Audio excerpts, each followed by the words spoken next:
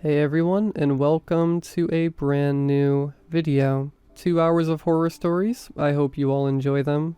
The first 45 minutes are all stories that happened on the job, and the rest of the video is just a bunch of other horror stories that I thought were really good. It's extremely difficult to try and fill out a 2-hour time slot with on-theme horror stories, but I think this is one of the better lineups we've had in a while. I get comments all the time from people asking how they can help out the channel, how they can help grow the channel, and honestly, the only thing that I ask for is that if you do enjoy this video at any point and you feel that it is deserving of one, please be sure to drop a like rating. It helps out so much. Subscribing if you are new is also very much appreciated if you'd like to see my future content. But yeah, sit back, grab a coffee, whatever it is that you do to relax, enjoy the video, tell someone you love them, and as always, I hope you all have a great night. I signed up as a DoorDash driver about 8 months ago. Not much income, even compared to my crappy day job, but it helps pay child support and keeps the pantry stocked with Sprite and Cheez-Its for when my son Andy stays with me on the weekends. I never thought there was anything special about Maple Green Road until about a week ago. At least, I think it was a week ago. It's been hard to keep track. Before this DoorDash order, I thought the street was nothing but your standard, outdated 90s neighborhood, featuring houses with overgrown shrubs and trees decorated with tire swings and faded birdhouses. But the house belonging to the Johnsons, according to their DoorDash account, felt wrong as soon as I drove up. It was just a red brick, 2-story, cookie-cutter building like the rest of the street, with a lawn that needed to be mowed. But somehow, I didn't think I'd noticed this particular house before. Something about the architecture made the front windows look like a row of watching eyes. The porch just a couple of steps leading to a stoop, like a snarl. Looking back now, I should have driven away, but the delivery instructions had mentioned there would be a $20 tip, which was astronomical as far as DoorDash goes. I put my car in park by the curb, took my phone off its dashboard mount, and grabbed the oversized paper bag of Wendy's food from my passenger seat. As I stepped up onto the sidewalk, I hit the "I've arrived at customer" button on my Dasher app. I set foot on the path leading to their front door, blinked, and found myself no longer on the path. Instead, I stood on the other side of the road, and I mean all the way across the road. I saw my car, flashers on, parked in front of the red brick home, and I was 10 yards away from it. I'd like to think that I'm a pretty level-headed guy who isn't prone to exaggeration, but the feeling of wrongness intensified. On the peak of the roof, a weather vane shaped like a raven started to spin, flashing in the early evening sunlight. I didn't feel any wind that could have moved it. Somehow, even then, I thought I had just imagined it. I thought I must have gotten turned around getting out of the car. I shrugged off the weird feeling. It had been a long day at work. That was definitely it, I told myself. I must have gotten distracted and went the wrong way. Comforted, stupidly, by my own rationalization, I walked back across the street and up the path. When I was halfway across the yard, a kid's face emerged in a window on the right side of the house. It was a teenage boy wearing a baseball cap. I could see his face fairly clearly for how dark it was inside the house. He was looking at my car. His eyes narrowed in what seemed to be confusion. But when he saw me coming up over the curb again, his expression gave way to excitement. Or maybe it was relief. He must have been pretty hungry. He waved in greeting, but before I could wave back, he looked over his shoulder and stepped away from the window. I stepped up onto the porch, frowning, and my phone buzzed in my hand. A DoorDash notification popped up on the screen. The Johnsons. The door is unlocked. Leave the food on the table. Thanks. I looked up at the front door. It had a window in the center, granting me a view into the house. Straight ahead I could see a dining room with a large table at its center, framed by another large window at the back of the house. All the lights inside were off. The weird feeling I'd tried to push away came rushing back. Everything about this situation seemed very wrong. Huge tip or not, there was no chance I was going inside that house. I set the food down and opened my Dasher app. Sorry, I typed. DoorDash policy says I can't go inside a private home to deliver orders. You'll have to grab it from the porch. I wasn't even sure if that was true, but I didn't wait for a reply. I turned away from the door and headed down the steps, tapping the complete delivery button as I went. I was distracted enough that I walked right into something. The door. I walked into the front door of the house. I had been heading towards my car one moment, and the next, I hit my forehead against the glass window set in the front door. My throat felt tight as I stepped back. The house seemed to crouch over me. The stoop suddenly claustrophobic like the mouth of a cave. My phone lit up with another message. We can't open the door from inside. Put the food on the table. Leave the door open when you come in. I didn't bother to reply. I turned away again, refusing to stay here any longer. My foot almost reached the first stair, but landed on the stoop instead. The door only inches from my face once again. What is this? I breathed, my heart pounding so hard I could feel my veins pulsing in my neck. 4 more messages came in then, one right after the next in a staccato series of buzzes. You can't leave unless you put it on the table. Now that you're here, it won't let you leave. Please, please leave the door open. My insides turned to ice as I read. It wouldn't leave me alone. What the hell was it? I had no idea what was going on here, and all I wanted was to get away from this house. I looked over my shoulder at my car, the flasher still blinking where I'd left it, and somehow knew I wouldn't be able to reach it, not unless I followed the instructions, and left the stupid food on the table. I wish I'd tried anyway. Even if I was stuck in an endless loop of trying to get to my car, it still would have been better than sealing my fate by setting foot inside the house. No point wishing for that now, though. I picked up the Wendy's bag from the porch, turned the doorknob, and stepped inside. The house was quiet and dim, the only light coming from the windows shaded by trees outside. I found myself in a central hall that stretched forward to the dining room table. There wasn't much other furniture to be seen, just a grandfather clock that looked like it was malfunctioned in the 80s. The table didn't even have chairs. Over my head, a 2-story alcove housed a simple chandelier, its metal frame glinting in the sunlight from a window near the high ceiling. I was scared. Looking back, I know that I was right to be scared, but I was still nowhere near as scared as I should have been. Was this some kind of haunting? Some kind of delayed acid trip? I had no explanation for my situation, despite my racing thoughts. Whatever it was, I just needed to put the damn Wendy's bag on the table. I left the door half open and made my way deeper into the house, my sneakers squeaking on the tile floor. The table was framed by that window at the back of the dining room, making it seem like it was highlighted into a video game. Here's your objective. Reach it and move on. The entryway seemed to be stretching longer as I walked. Surely the people who'd been sending messages were around here somewhere. The window where I'd seen the teenage boy had been on the right side of the house, but for now everything was silent.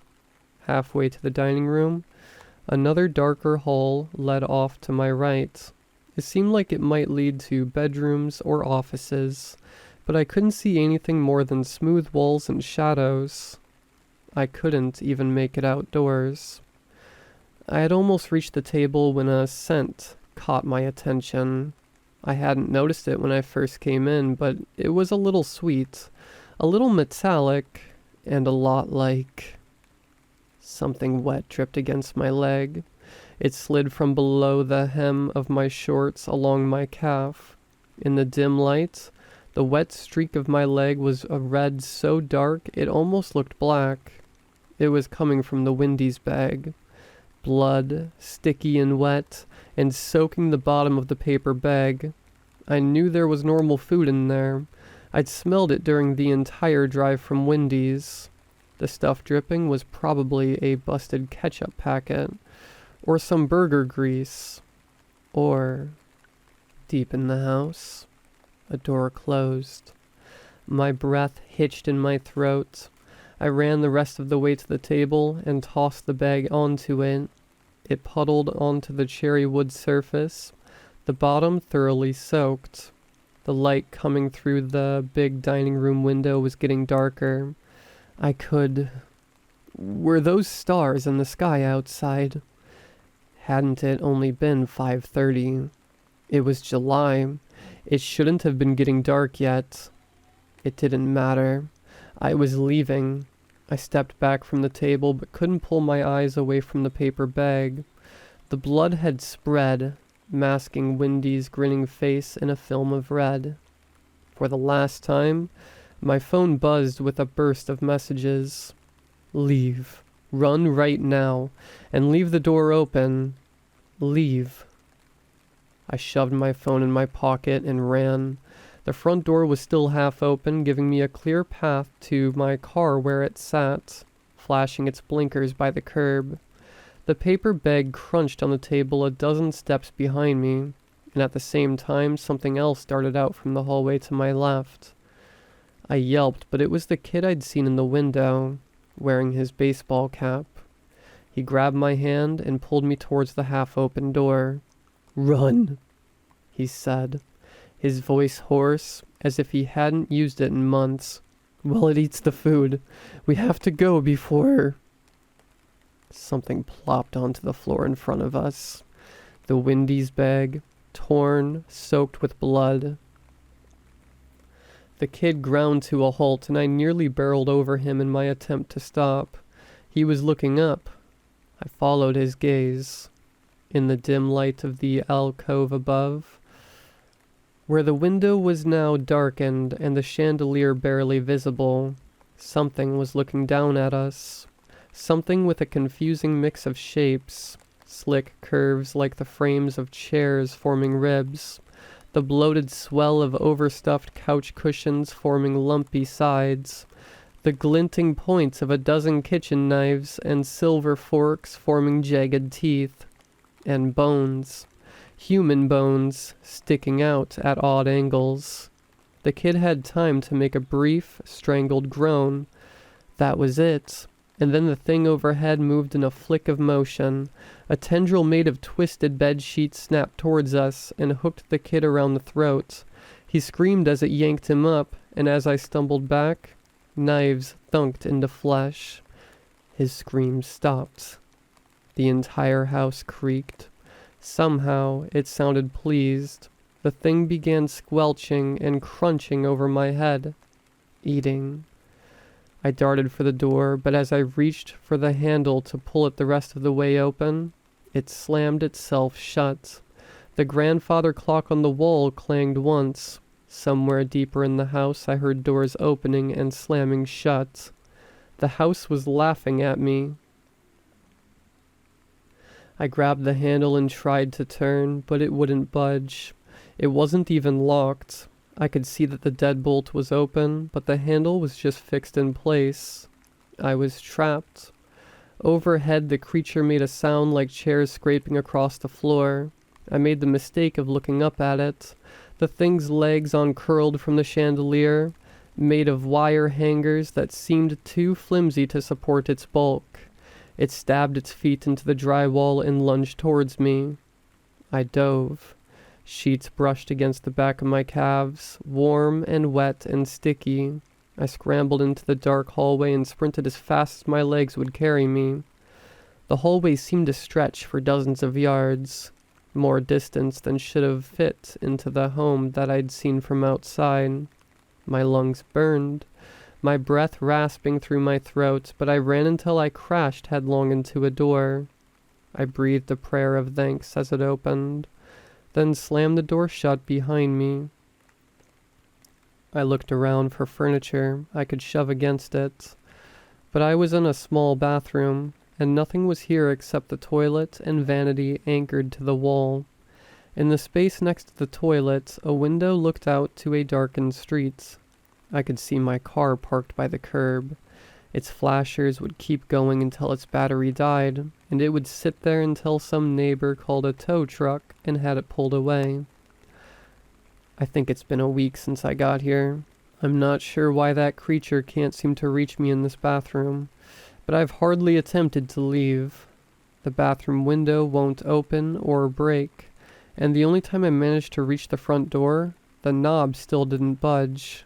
I barely made it back to the bathroom alive, so I'm hoping this post will make it out and catch someone's attention. My phone doesn't seem to be working right, and no one who's walked by the house has even seemed to notice that it's here. I think that's why they towed my car. My phone is nearly dead. But if you see this post, the address is... I won't use you as bait. Not like the Johnsons tried to do with me. Just please, when you get to the porch, if you can get to the porch, leave the door open.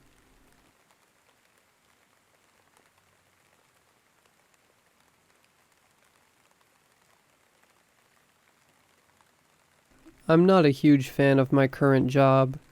A little over a year into the pandemic, I found myself laid off like many others. I didn't love my job at the time, but it paid relatively well, and that pay had allowed me to move out on my own. My degree and experience are all in IT, and while I never had trouble finding work before, finding a comparable position to my last one has proven much harder than I initially hoped. After 6 months of fruitless job hunting, and watching my savings account dwindle away, I decided to take a job at the local grocery store just to have enough income to keep myself afloat. And when I say the local grocery store, I really mean it. It's the only one in town, and it's the largest building in the area by a fair margin. Retail work isn't new to me. I worked in a grocery store all throughout college. That said, I certainly wasn't looking forward to returning to it. I don't like dealing with rude customers all day, and retail middle managers aren't much better in my experience. Luckily, I was hired on for overnight help in the produce department, which meant I normally don't have to deal with customers, and I really only see my boss a couple times a week. To be honest, I barely managed to pay all my bills, and I don't have anything left to put into savings. But I'm making it work. It's far from ideal, but I guess things could be worse. Well, at least that's what I thought up until a few weeks ago. It was a Wednesday night, and I remember it being unusually cold. My shift starts at 9:30 p.m. after the store closes, and I get off at 6 a.m. before we open. I was expecting a pretty uneventful night since we don't get a fresh food delivery on Wednesdays. I clocked in, put in my earbuds, picked out a podcast, and went to work restocking the sales floor. Some people think that being in a dimly lit grocery store after hours is creepy, like one of those liminal spaces. But honestly, I just find it relaxing. There are only a handful of other people working in the store, and none of them in my area, so I pretty much get to do my own thing 99% of the time. A couple hours into my shift, just as I was about to take my 15-minute break, a call came through on the walkie-talkie clipped to my belt. "Hey, produce department, food truck just got here." Food truck? That was odd. There shouldn't be one tonight. I glanced over the printed order guide on the nearby counter to confirm that nothing was scheduled to be delivered. After a few moments, Jim, the warehouse attendant, called for me on the radio again. I decided to head over and see for myself. As I came into the back room, I could hear Jim arguing with another unknown voice back near the truck docks. I rounded the corner and saw him sitting at his desk frowning at a clipboard while a delivery truck driver stood next to him shaking his head. Jim was a stout, middle-aged man, with dark gray hair and a near constant look of jaded apathy on his face. Tonight, that familiar expression seemed to be tinged with a bit of annoyed frustration as well. It didn't take long to realize that he was just as confused as I was as to why we were getting a delivery. "I'm sorry, man, but I don't think this is our truck." Jim looked up at the trucker sympathetically and rubbed the bridge of his nose. "I don't have any record for a delivery tonight, and this shipping manifest doesn't even match up with our location. It's gotta be you guys." The elderly trucker protested. "I've been making deliveries for over 30 years, and I know what—" The trucker trailed off into a long-winded argument based more on his supposed experience than any actual proof or reasoning as to why the shipment was ours. While that was playing out, I went over to the rear of the trailer, which was already backed up to our dock. I immediately noticed something strange. Our usual delivery trailers were covered in peeling decals, advertising our stores alongside all the required safety verbiage. This trailer looked pristine, like it had just rolled off the assembly line. You could almost see yourself in the shiny, white painted metal. Beyond that, the outside was almost entirely free of any decals, signs, or lettering. The only feature at all was in the middle of the roll-up door, just above eye level, the word "Caution" displayed in large black letters. I heard the argument start to wind down behind me. It sounded like we were going to have to unload the product anyways and store it in our coolers, at least until they could talk to our supplier in the morning. Hearing this, I went ahead and reached for the handle to open it up. After lifting it just a few inches, suddenly the door flew open with incredible force as if a huge motor had just kicked into gear. The shrill squeal of metal deafened me, and I instantly felt myself get lifted a few inches off the ground before I let go and fell abruptly onto my stomach. A harsh blast of refrigerated air hit me as it pushed its way out of the trailer and onto the loading dock. I heard Jim and the trucker abruptly stop, bickering, and begin rushing towards me. I sheltered my face from the icy wind as they both helped me to my feet.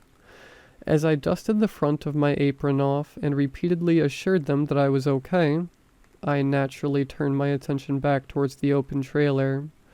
All three of us standing on the dock seemed to stop and stare almost in unison at the puzzling sight now revealed to us. It was empty. Not a single box, crate, or pallet. Nothing but cold, dark metal and wisps of chilled fog wafting along the barren floor. "What the hell?" the trucker softly mused. Jim glanced back down at his clipboard and started flipping the top page back and forth in his fingers, clearly looking for an answer that none of us had. As I stared into the dark void of the trailer, I felt oddly uncomfortable, like something was just wrong. The hairs on the back of my neck stood up, and I started to feel faint. My fight or flight instincts kicked in. I moved briskly back to the trailer door, grabbed the looped strap handle hanging down, and pulled the door closed in one decisive motion. As soon as I heard the metal slats hit the deck, I flipped the latch and made sure it was secure with a firm stomp of my boots. Jim and the trucker went back to arguing, though this time they seemed more intent on figuring out how an empty, unmarked, and unscheduled truck had made it all the way out to us. I stayed for a bit to listen, but decided to excuse myself after a few minutes when it was clear there was nothing to be gained from the discussion. I still felt odd, and all I wanted was to get back to work. I went back to the produce section and started filling the apple table. As I piled bags of Honeycrisp and Fuji apples onto the table, I kept reflexively looking around every few minutes at the empty apartment. I know it sounds cliche, but I felt like I was being watched, like every move I made was being silently judged and evaluated. I tried to shake it off and just focus on my podcast, but it was hopeless. After emptying everything off my work cart, the table was about 3/4 of the way full. I remember I still hadn't taken my break, so I decided to go sit down for a bit and clear my thoughts. My 15-minute break lasted closer to 30, another perk of working mostly by myself. As I walked back from the break room, the uneasy feeling returned. I silently cursed at myself for getting so worked up over something so little. Sure, the trailer incident was odd, but there was nothing overtly sinister about a warehouse logistical error. I had almost talked myself back into an uneasy sense of calmness when I reached the apple table, and my stomach dropped once more. It was completely full, almost overflowing. The spots I hadn't touched yet had been filled out, and the spots I had already hit were stacked even higher. I stared dumbfounded at the table for at least a few minutes. I tried to convince myself that there wasn't anything off, that I had actually finished filling the table before my break and just forgotten. It was enough to lower my heart rate just a bit, but I don't think I ever really believed it. The next few shifts were filled with similar occurrences. Tables being filled when I was sure I still had more to go. Going to empty the trash at the end of my shift, only to find that the bin was already empty. Grabbing a mop to clean up a spill, only to find the area spotless once again by the time I returned. Every time I had a new excuse to tell myself. I was just being forgetful. I wasn't getting enough sleep. Someone else must have come over to help out. After almost a week of these strange happenings, I stopped making excuses. I stopped trying to explain it. I found myself in a weird mental space that you might call acceptance. I started consciously working less each shift, and the work still got done. My boss even commended me on how good the department had been looking when he got in the morning. One night I didn't even leave the break room. I just sat there watching reruns of the Andy Griffith Show on the ancient flickering TV until my shift was almost over. I walked out to the department just before I left, and sure enough, everything was done. The tables were full, the floors were clean, even the work log was filled out. As I'm writing this, I haven't actually been to work in over a week. I've just been laying around my house. Suddenly I find it hard to do anything beyond the bare minimum to keep myself functioning. An intense blanket of lethargy weighs on me every moment I'm awake. Even while I'm eating or walking to the bathroom, I feel like I could fall back asleep at any moment. And through all of this, no one at work has called me. I check my hours online, and I'm clocking in and out on time every day. Or someone is, at least. The only communication I've gotten in days was from one of my friends that lives in town. He texted me a few hours ago asking if everything was okay. He had gone to get some groceries early this morning, and had seen me as I was walking out. He waved and called out to me, but got no response. Apparently I just stared at him blankly, and then went back to walking. He saw me. The other me. And now he's here. Or I'm here, I guess. I can see myself through my bedroom window, standing in my front yard looking back at me. I feel much weaker now than I did this morning. Even weaker than I felt just a few minutes ago when I started writing this. It takes all of my energy and focus just to keep typing. I don't know what he wants, but every time I look away from my computer screen, he seems to be just a bit closer. Sometimes when I close my eyes, I feel like I'm the one in the yard, and I see myself at my desk, hunched over and shivering. It feels like my own thoughts are slipping away from me. I don't know why. But I think the next time I close my eyes, I won't open them again. Updates. I feel better now. No need to worry. I just need to get some rest before work.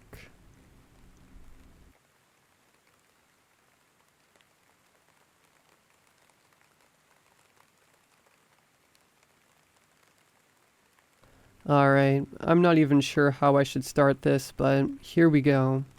I work at a 24-hour gas station. Honestly, I'm not even sure why we're open all the time.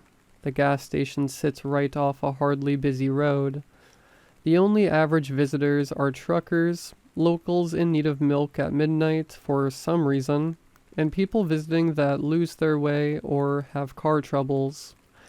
I know, I shouldn't be the one complaining about people who have to ask for help in a creepy gas station, but after a while it just becomes troublesome. Somehow everyone loses their way on that road, and somehow they always seem to run out of gas just in time to darken my doorstep. If you haven't guessed by now, I work the night shift, which means I get to deal with all of the creatures that go bump in the night. When I first started working, strange things only happened every now and then. Someone would walk in completely drenched from head to toe, but talking and acting like nothing was wrong. The first few times I pointed it out, even asked them if they needed help or a place to warm up, but that was a mistake. They would just stare blankly at me, almost like a character on a TV show when the camera leaves the room. After making eye contact with me, they would continue as if nothing happened, like I never said anything. Eventually I realized that it's pointless to try and address any strangeness that occurs at night in a small building. It became more of an inconvenience than anything. I'd ask them what was going on, they'd stare at me lifelessly, then we'd continue on. After a few weeks I got really good at not caring what came into the station. Honestly, it was more shocking when someone acting perfectly normal came in. The longer I spent working there, the less said people occurred. Suddenly my nights were filled with stranger and stranger people. Someone doused in kerosene coming in to buy a pack of Marlboro Lights. A person missing half their arm whose blood miraculously disappeared upon their leaving. Hell, sometimes the things that entered didn't even seem human. They look perfectly normal, but with small imperfections, almost as though they were piecing together how to look human but couldn't quite get it right. Thumbs facing the wrong way, the whites of their eyes a greenish hue instead of white. Too many or far too few teeth, same thing with fingers. Despite their unnerving and uncanny appearance, they behaved just like the others, acting as though everything was the most average thing in the world. It was just longer after that when things started to take a toll on me. Suddenly the things, or people, if you could call them that, seemed violent. Not towards me, of course. Weirdly enough, it seemed like nothing that entered ever even disliked me. They actually seemed to be friendly. It was when the more humanish ones started coming covered in blood, buying only a pack of gum and leaving, that I became nervous. At some points, I couldn't even recognize if they were a human or something else, but that scared me more than anything. Recently, the things visiting the shop have hardly even been human-looking. Creatures with no faces will enter and just stare at the drinks, then leave without a word. Shadows void of any features will stop by and wait for another customer to enter before following them out. Sometimes I could swear I saw honest-to-God ghosts, or ghouls, or whatever the hell you want to call them. Disfigured and thin monsters would scamper in on all fours, just patiently sitting at the register until I offered them something even as small as a stick of gum. The worst of it was last night, and it's shaken me so much that I'm considering calling in sick for the rest of the week. After my usual cycle of various creatures making their rounds, something changed. Everything seemed dimmer, colder. The air was thick with the smell of rain and wind. Then it entered. So tall it almost had to crouch inside the building. Shadowy and ashen, it spoke to me unlike all the others. It was real. It was pretending everything is normal. It knew me, and it knew I knew it. I was considering fleeing. This presence wasn't as common to me, and I felt completely out of control of whatever was happening. It must have noticed because it opened its mouth, inky black tar in the shape of teeth dripping down. There is lots to come, but you will be safe. Worry not about what happens outside. We care for you. As it started to leave, crouching down to fit through the door, its raspy voice echoed back, "Count the crows. Open your doors to us, and do not follow us out of them."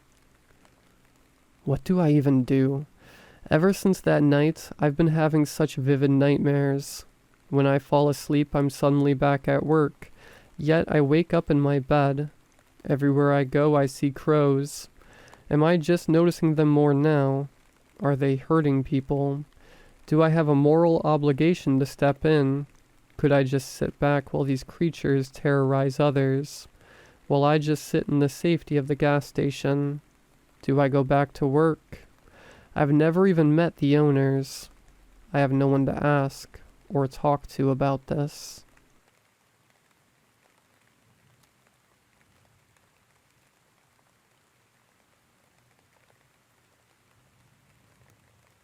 I'm a detective, and yes, I know this should not be what I'm doing, but I need to get this off my chest. I've worked for years and I've experienced something unlike anything you'll ever have heard before. It still makes no sense. Years ago, a friend of mine who also worked at the police station informed me of a case. Name, Emily Rhodes. A 32-year-old woman had gone missing in her home in the southeast side of the town. Missing people cases were rare for me in town, but not entirely uncustomary. My colleague, however, stated that the woman's husband wasn't making any sense with his statement.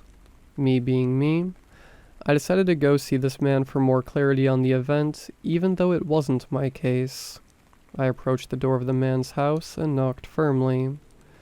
What greeted me was a slow, uneasy opening of the door and a middle-aged man who looked like he hadn't showered in weeks appearing. I told the man that I had heard about the disappearance of his wife and wanted to ask a few simple questions. He took me into his living room, and as soon as I stepped in the room, I noticed something strange. There was a mannequin of a blonde woman with glasses sitting on his couch. I tried my best to ignore it, and sat on the single-seated couch adjacent to the mannequin. I didn't want to be rude and ask, but the man didn't seem to act like anything was unnatural. The man made us both a cup of coffee, and came and sat right next to the mannequin. "So, when did your wife go missing?" I queried. "It happened 3 days ago. I tried to look for her myself, and I couldn't find her anywhere. On the morning she went missing, I came downstairs and I saw this mannequin here. It just looks like her. I don't understand what's happening. Where's my wife? How did this get here?" I looked into the eyes of the mannequin, and something felt really off about it. For something that was mostly just plastic, it looked extremely human-like. I felt very confused about the situation initially. My rational mind then started to click.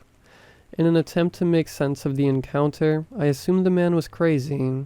The mannequin was perhaps some sort of coping mechanism after losing his wife who left him. I explained to him we would try everything in our power to find his wife, and that we would try to follow any leads that came our way. Shortly after leaving the man's house, and his creepy mannequin, we did all the regular searches in the local area to find his wife. Sadly, we found nothing, not a single trace. A few days pass and another case falls on my lap. Name, Kevin Sanders. In this instance, a 14-year-old boy is reported missing. I thought this was just another missing person case until I read more about the details of the report. It stated that on the morning of his disappearance, his mother tried to wake him up for school. She entered his room and repeatedly said his name. No answer. She could visibly see a lump in the covers, so she knew her son was there. When she went over and pulled the covers off her son, She found that a mannequin that looked just like her son was laying in a sleeping position on his bed. Again, we did all the standard searches, and we could not find the 14-year-old boy. The only thing left was the mannequin that appeared in his home. No explanation of how it got there. I checked everything. If there was a break-in, if the mother had spare keys someone might have found. Nothing.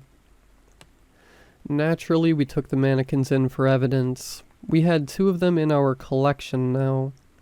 The most disturbing thing about these mannequins were just how much they looked like the missing person they'd replaced. They were practically a one-for-one look-alike. The most notable difference was that lights reflected off the plastic distinctly differently the way it does to human skin. It made all of us at the station feel incredibly uneasy. We were now definitely aware that something stranger was going on. 2 people gone, and 2 mannequins that looked like them appearing in a relatively similar part of town. Obviously not a coincidence. A week later, and we couldn't fathom what was happening. What started as a few of these cases had grown into a large number very quickly. I trembled as I flipped through a sizable pile of files that ended up on my desk on Monday morning. Name: Beth Higgins. 72-year-old woman reported missing by her family. A day later, a mannequin that looks just like her was found sat on a bench of the local park she used to visit frequently. Name: Jude Lowry. 41-year-old man reported missing by his brother. Later on this same day, it's found that there is a mannequin that looks like the man located underneath the truck in the garage. This man was a mechanic, and was apparently in the process of repairing his brother's truck, which had broken down recently. Name: Josh Sauter. 6-month-old baby missing. A mannequin of a baby is found in the crib by the infant's parents. After a 3-week period, we found that 9 people in the same town had disappeared and were replaced by a mannequin version of themselves. We were dealing with a kidnapper, a serial kidnapper who was clearly messed up in the head, creating mannequins of people's loved ones to give to their families after abducting them. Seriously, what is going on? We tried so hard to find anything about these disappearances, and we found nothing. Not a single lead. It was genuinely just like 11 people were replaced in an instant by a mannequin version of themselves. Now, here's where this gets really bizarre. You see, where I'm from, we can only hold evidence for 6 months after the time of an offense. In that time period, we found nothing of importance regarding the mannequins. No fingerprints, no loose hairs on them. Nothing ultimately useful to us. Therefore, they had to be returned to the place we'd found them. The dozens of mannequins that had collected up dust in our evidence room therefore had to be given back to their owners. Do you have any idea how messed up it is to return a mannequin of someone's loved one after several months when you are supposed to be the one helping to return their real loved one? We had to return dozens of mannequins to the people who found them. They reacted to this, as you'd expect, with a lot of sadness, anger, puzzlement. We didn't really know what they'd do with the mannequins, but we expected that most of them, if not all of them, would simply get rid of them. A month after returning the mannequins to the victims' loved ones, I received a call from an unknown number. It turned out to be the man from the first case whose wife was still missing.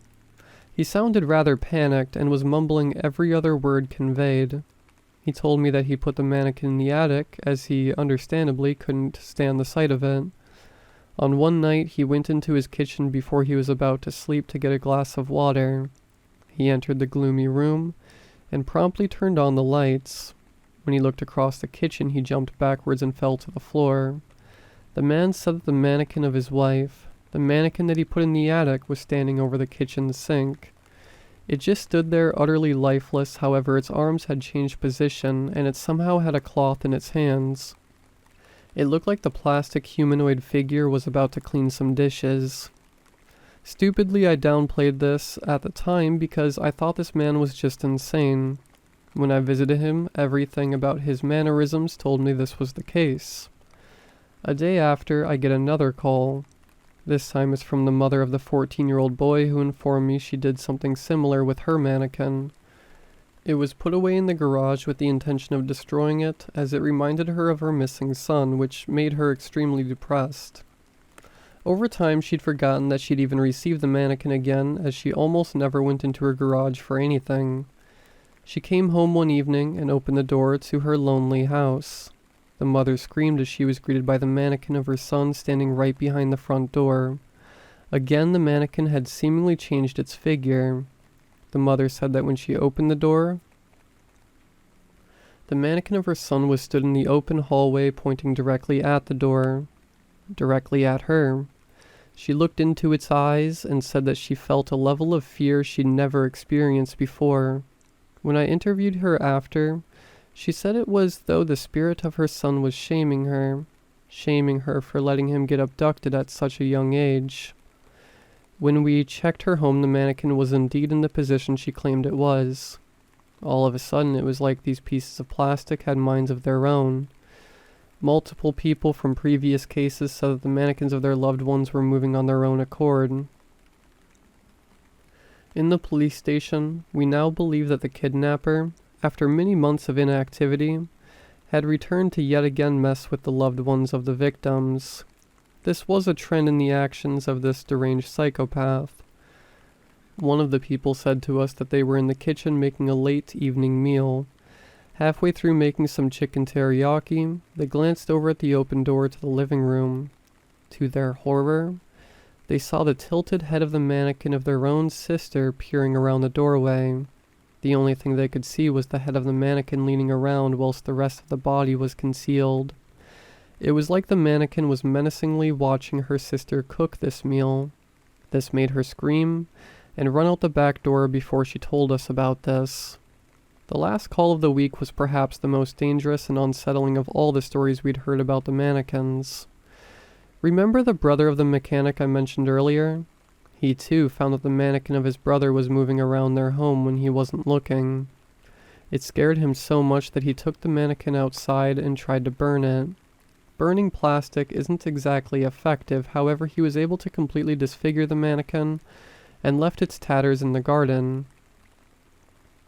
During the night, the man awoke in his bedroom and felt something poking against his chest. He reached over to his bedside light and turned it on with the flick of a switch. The man yelled and frantically pushed as he ran out of his house with only his pants on. The man claimed that when he turned on the light, he saw the mannequin of his brother standing over him in his sleep. The mannequin that was previously left in tatters was somehow completely repaired. It had a knife going through its hand, and it was holding it against the man's chest. The scariest thing was the reported facial expression of the mannequin. You see, the mannequins all had a tone-deaf expression, as you'd expect.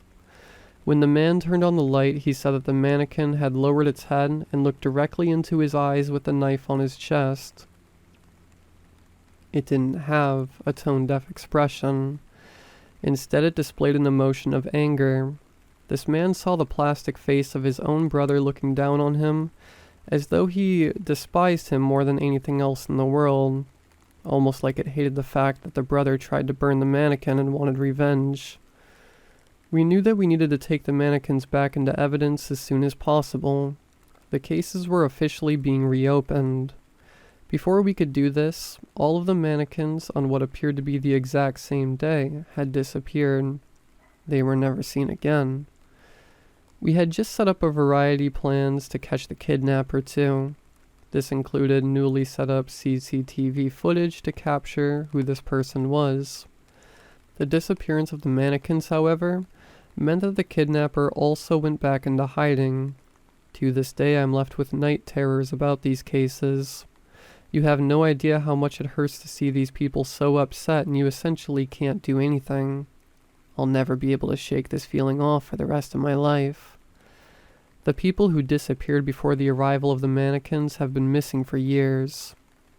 God bless their souls, wherever they are.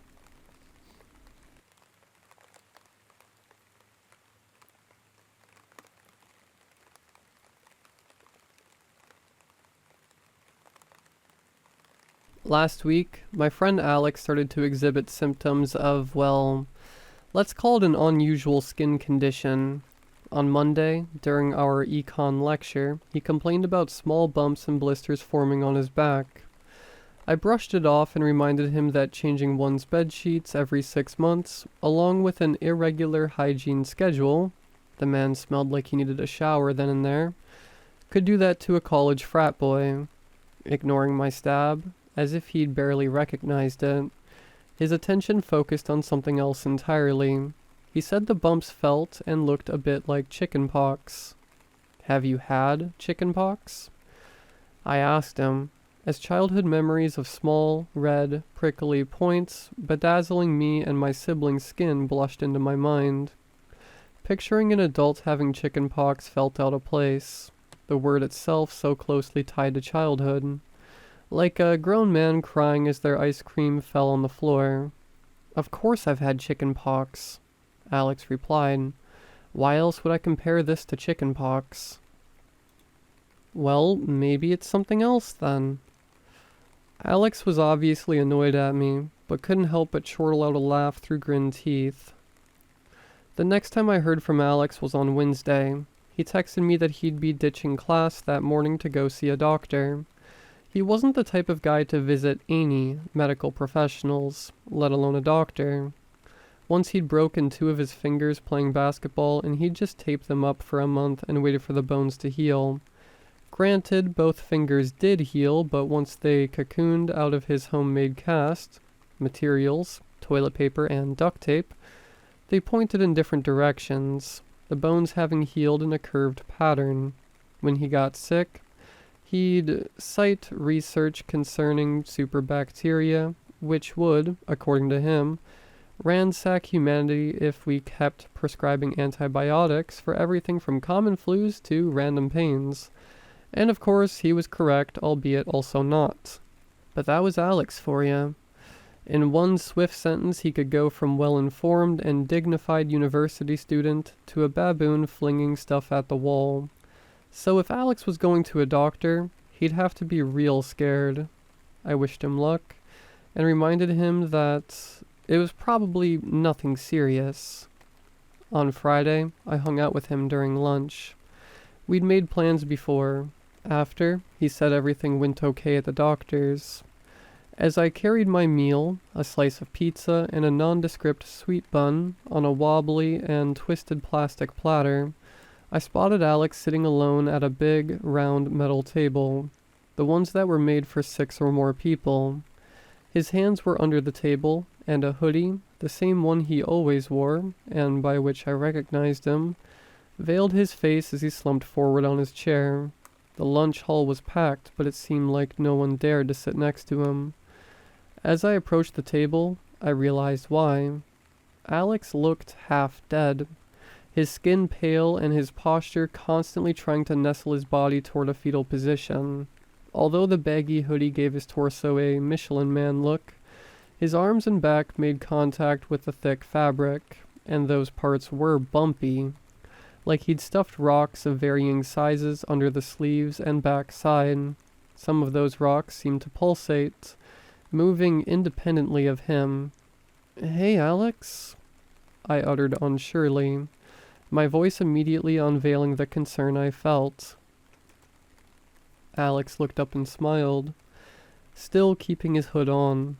His face was ravaged by blisters and bumps, which is when I realized what the rocks under his sleeves and back were. He smiled half-heartedly, and as his face moved, so did the clusters of red blisters. Something caught in the fluorescent light, and shining as if coated by sugar. Super acne?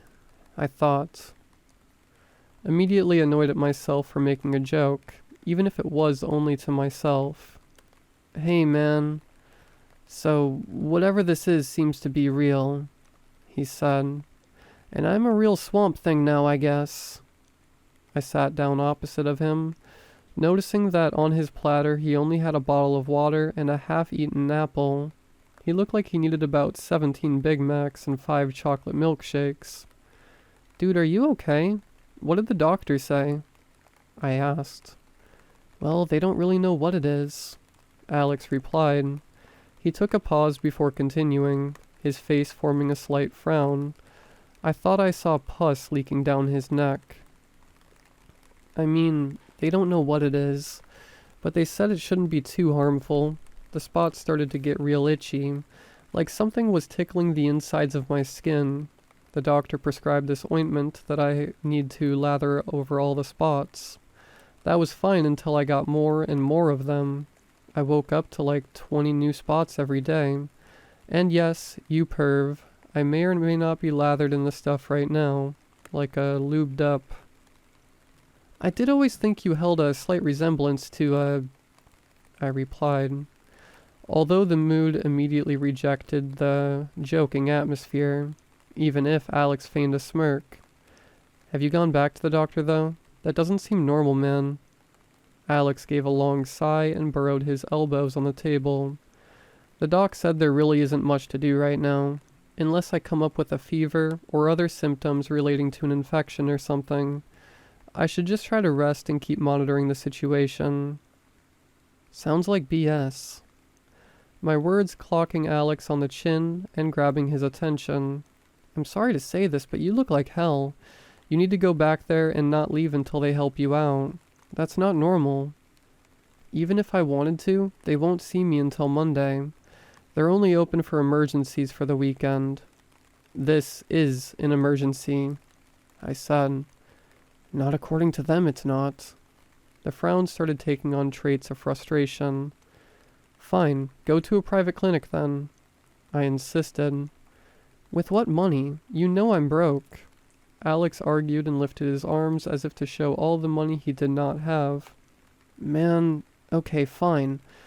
But you promised to go first thing on Monday, and if it gets worse, just go into the ER anyway. Okay, fine. You're right. I'll book the appointment today, okay? Alex didn't fight me on the subject further. I guess my reaction upon seeing his face was enough confirmation needed for him to believe the situation was serious. After I was done with my lunch, and he had nibbled on another quarter of his apple, we left for our respective dorms. I insisted that he text me for anything he might need, and to eat some real food and rest for the weekend. He nodded in agreement and gave me a sincere thanks. As Monday rolled around, I hadn't heard a peep from Alex. He didn't show up for econ, and I didn't see him at lunch either. After lunch I texted him, "Hey, how'd the doctor go?" No answer. Later, as I checked again if he'd replied, I noticed he hadn't even read the text. The checkmark under my message still grayed out. After my final lecture of the day ended, I decided to trek up to his dorm and see if he was in his room. Genuine concern gritted my facial muscles into an angry frown as I walked across campus to the large brick building. Alex was sloppy regarding timetables, responsibilities, and other adulting activities, but even for a frat boy this type of communication breakdown was concerning. As I entered the building and started to climb up the stairs toward the third floor, true concern gripped me, and I readied myself to call an ambulance. I'd never called one before, but for some reason I felt like tonight I'd need to. At best, he'd have gotten better and celebrated by drinking himself dumb. At worst, I thought, I'd find him drenched in sweat, running a high fever, and him mumbling something about super bacteria. I couldn't picture any good endings at that moment, and readied myself for the worst. I knocked on his door, winded from the long stairs. No answer. I put my ear up to the door and listened. I could hear someone talking in the neighboring room, indicated by a distinct muffling of the sound which was present in all dorms. But Alex's room was dead quiet. "Alex, hey, it's me. You in there?" I asked as I knocked on the door for the second time. After another pause, I thought, screw it. I guess I'll just break in then. Although the university scalped each student from hundreds of thousands of dollars, they didn't allocate much of their funding towards maintaining their buildings. The dorms sported a lot of 80s flair in the form of wallpaper, furniture, and most importantly, doors and door locks. Years and years ago, someone had figured out that lifting the door up slightly from the handle and then yanking it, left in a quick motion, would sometimes open up the lock mechanism enough so that a mere push would finalize the act and unlock the door.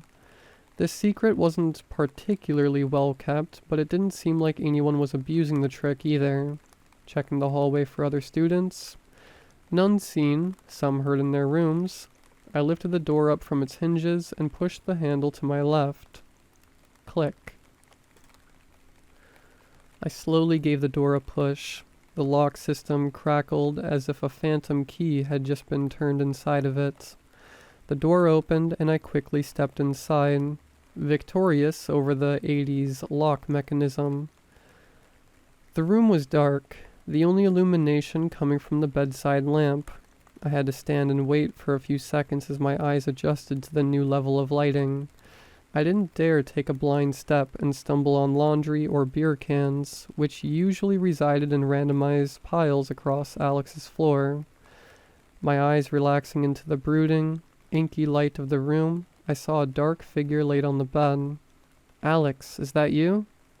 I asked, eyeing the bed. The thing did not respond. I walked closer, my hand scanning the wall for the overhead light switch. "Alex, buddy, is that you?" My fingers touched a plastic edge, quickly finding the flaccid switch in the middle of it. I flicked it upwards, the uncovered lamp above immediately burning my eyes, the soft lighting betrayed by the harsh fluorescent lamp, sending a pressure to the front of my skull. I blinked a few times to regain my vision, and focused on the figure once more. It was definitely Alex, laying on his back with his arms tucked in and legs outstretched, but something was different.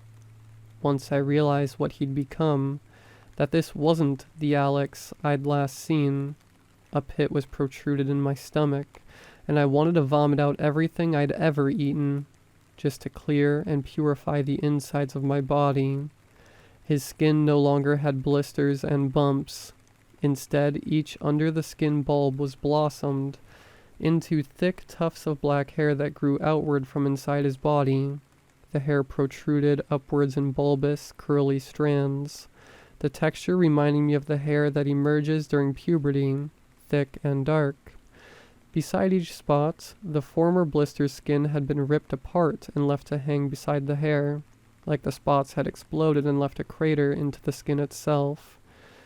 I was looking at the tens, hundreds of hairy caps, fresh pus and blood oozing from some, others having thick scabs and coarse strips of dried human paint. It wasn't until that point that I realized Alex was completely naked. Besides the patchwork of hair upon his body, I noticed that his fingernails were coarse and caked with dead skin and blood. Had he scratched them until they popped? I thought. Or had they popped regardless? Him scratching himself raw while his pulpy skin popped like a bag of popcorn, handfuls of hair shooting up through his paper skin. I shuffled at the thought as my body started to itch uncontrollably in hard-to-reach places. My shock was interrupted when Alex gasped loudly, his body jolting awake. Alex, dude, are you okay? What happened here?" I yelled as I closed the gap between me and the bed, nearly stumbling on a dirty sweater left on the floor. Coming in closer and looking at his face from above, I saw his eyes, which were crowded by hair bulbs like the manicured bushes surrounding the science building. "Hey man, it's me," I said, trying to seem relaxed. Alex didn't respond. His eyes, both milky and bloodshot, stared into mine, begging for help. He didn't move, but instead shook in a slow motion, like the way someone with early-stage Parkinson's might hold a spoon. Except instead of just a hand, it was his whole body. Looking deeper into his eyes, I noticed that small strands of hair had sewn his eyelids into an open position. I saw him try to blink, the reaction twitching the muscles around his face slightly, but the eyelids wouldn't come down. Alex was unable to blink. The ambulance took him to a hospital. I tried to ask them what was wrong with him, to which they gave no reply. I was promptly pushed out of his dorm, and soon I was back in my own room, sitting on my bed. The worry and fear started to release, and tears welled up in my eyes. What the hell? Was all I could think about as Alex's unblinking eyes meandered in my mind. A teardrop descended onto my left arm, which I swiped off with the other hand. When I did this, I noticed a bump on my skin, and the fear and worry I had for Alex made way for sheer panic. I looked at the bump, the size of an edamame bean, poked it with my finger, and tried to see if there were hairs sticking out of it. How hadn't I noticed this before? Was it there before? The panic started to intensify. My throat clenched up, and a vague need to get out started to overtake my body. I jumped up and made my way to a small dresser I kept knickknacks in. I rifled through drawers, opening and closing them violently as I rummaged and threw old notebooks and dried up pens across the floor. The bottom drawer produced what I had been looking for, an X-Acto knife that I'd bought mistakenly when I was supposed to buy a regular box cutter instead. I sat back down on the bed and steadied my left arm as best I could on my lap.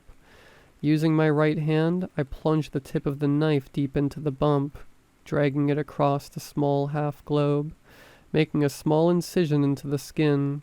The adrenaline kept the pain receptors vacant, and I only felt a slight pinch as a small stream of blood formed from the cut. I stretched the skin with my fingers to open up the incision. Inside, under a thin veil of ooze, was a small ball of dark hair, wet from blood and clear pus. I gasped and quickly clenched my jaw and flexed my muscles as a single thought remained, in my mind consuming all others. Get it out. I plunged my index finger and thumb inside the hole and grabbed the tuft firmly. As I tugged, I could feel hairs embedded deep into my skin and bones being pulled from tight crevices inside my arm. The arm twitched oddly, as if the hairs being pulled flexed and relaxed certain muscles inside it, like a ventriloquist controlling their puppet. The pain was immense, like pulling out a mixture of splinters and strands of steel wool jammed under fingernails. The ball of hair finally released itself. I looked at it, pointing it towards the skylight, and saw that the ball connected to a tail of long, hair-thin strands. Similar to the rest of the hairs, it looked like a dark, mucousy jellyfish, or like a hairball covered in saliva after a cat has puked it out. I threw the thing in the trash and tried to forget about it. The thought of those thin threads burrowing inside my arm making me feel nauseous and weak. Did I get the bumps from Alex? If so, who did he get them from? And it's not like me and Alex are intimate, so how did it spread? I have a ton of questions and zero answers. I'll try to see Alex soon, and maybe ask around if other people on campus have gotten weird bumps or blisters. Let me know if y'all have any experiences like this.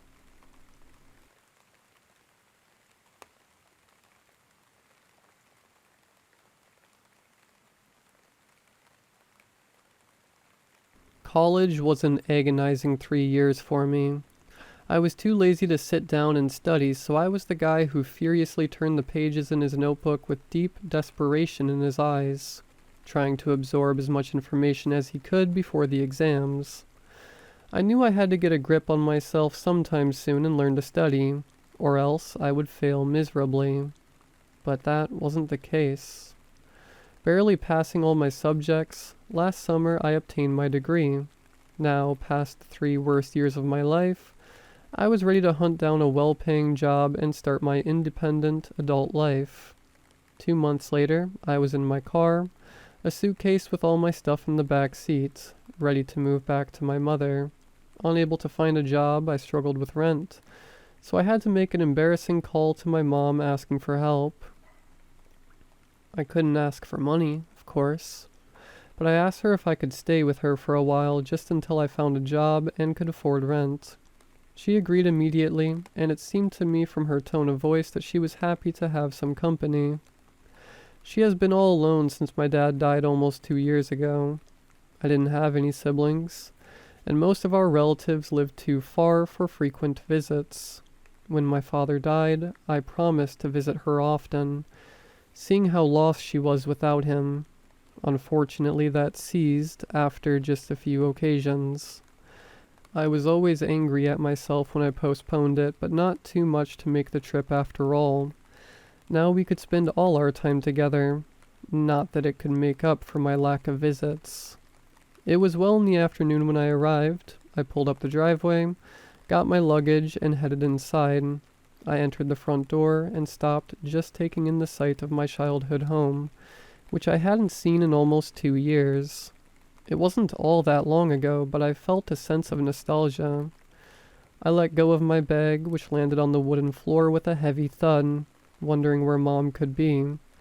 I made my way to the living room where I found her sitting in an armchair looking at the TV. "Hey Mom, I'm home," I announced my arrival.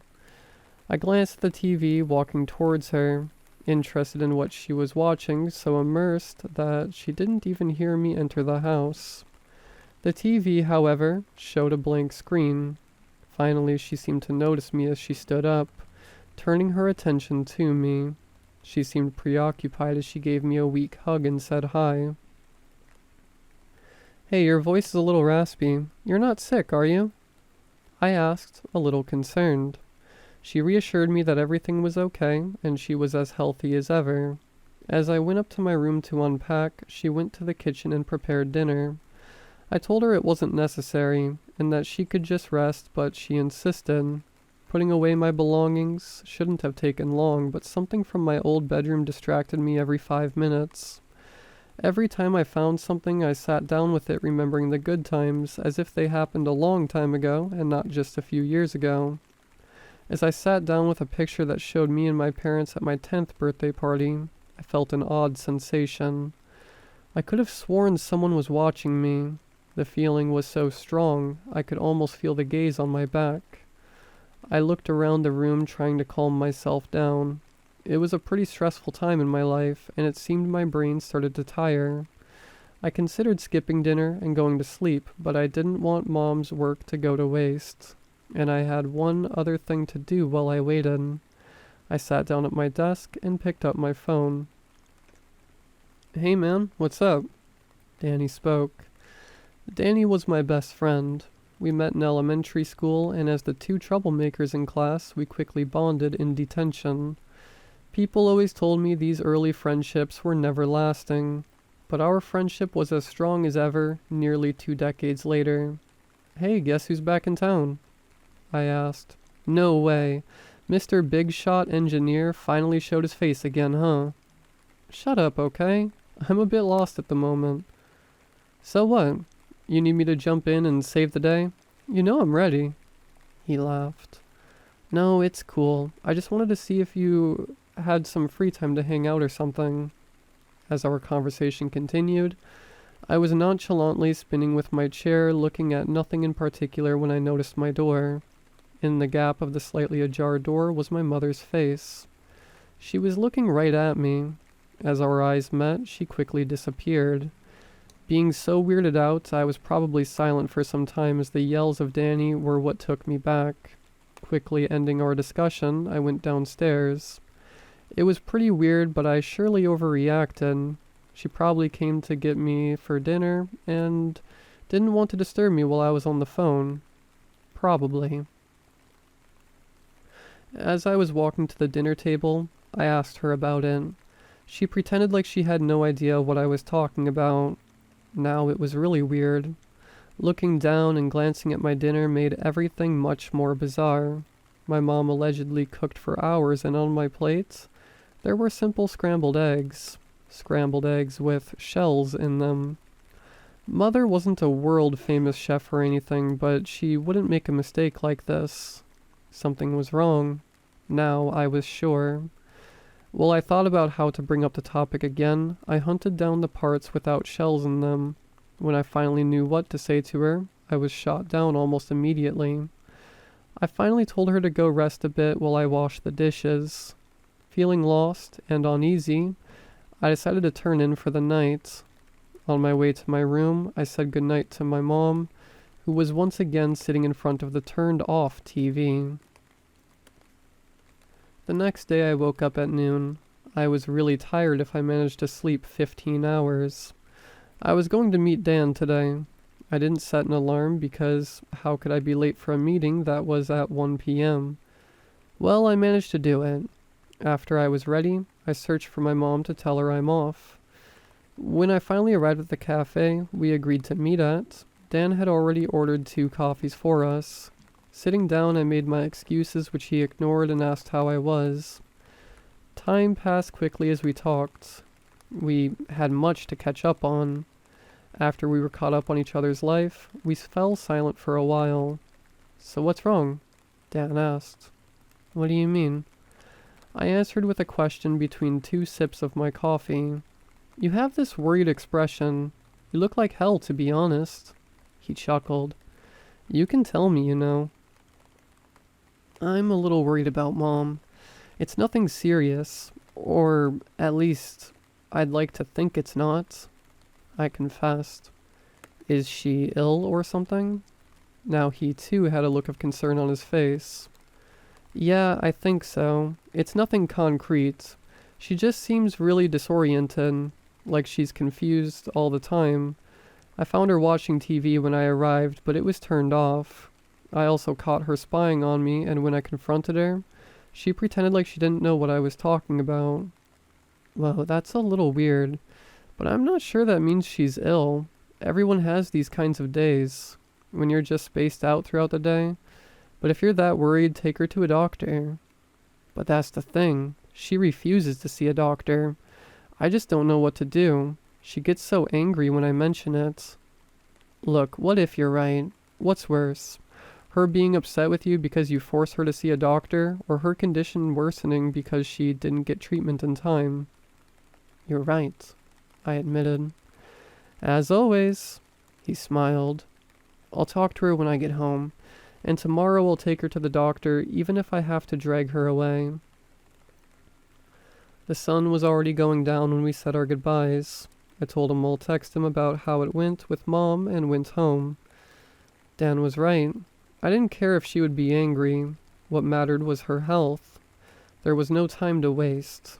As soon as I got home, I was determined to convince her it was in her best interest to seek help. I found her in the living room. She was standing in front of the TV, just looking at it silently. "What are you doing, Mom?" I asked in a worried voice.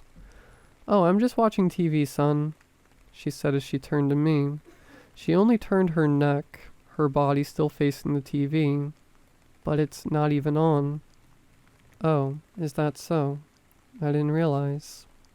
She spoke without any emotion. It was scary to see her like this. "Mom, you have to admit, there's something wrong. Please just let me take you to a doc." Her expression turned into anger so quickly I couldn't finish my sentence. She screamed at me. "No, I already told you. There's nothing wrong. Just leave me alone." With that, she walked towards the front door. "Please wait, Mom," I said as I grabbed her arm. There was something seriously wrong with her. She needed urgent help.